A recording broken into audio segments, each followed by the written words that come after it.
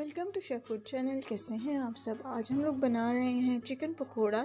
बहुत easy recipe है। सबसे पहले हमने एक बाउल में बेसन लिया है और इसमें हम 1 चम्मच भर के नमक का डाल रहे हैं। इसको मिक्सअप करेंगे और फिर हम इसके अंदर पानी ऐड करके गाढ़ा गाढ़ा सा मिक्सचर बनाएंगे। पतला मिक्सचर नहीं होगा।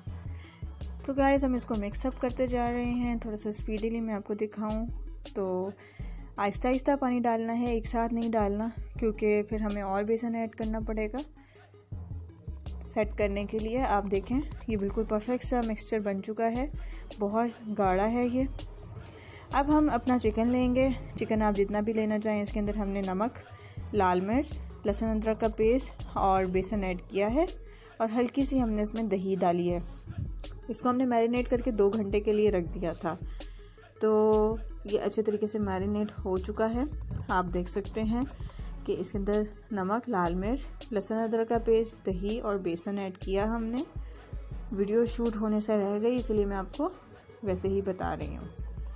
फिर हमने इसको मैरिनेट करने के लिए 2 घंटे के लिए रख दिया। 2 घंटे बाद हमारा मिक्सचर रेडी है। अच्छे तरीके से ये मीट के अंदर जा चुका है इसका मसाला।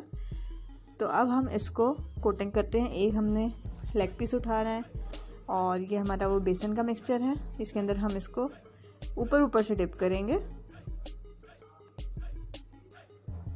और तेज़ गरम ऑयल के अंदर हम इसको डीप फ्राई करेंगे। ऑयल फुल ऊपर तक भरना है।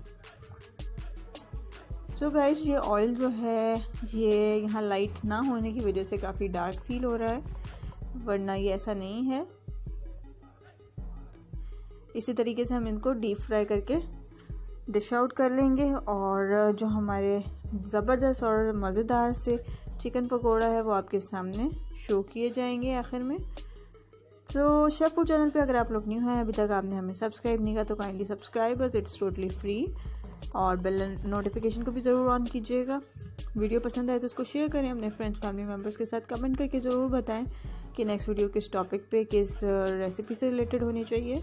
आपके कमेंट्स रीड किए जाते हैं। सो ये देख सकते हैं बहुत ही ज़बरदस्त और प्यारे से चिकन पकोड़ा रेडी है। हमने उसके ऊपर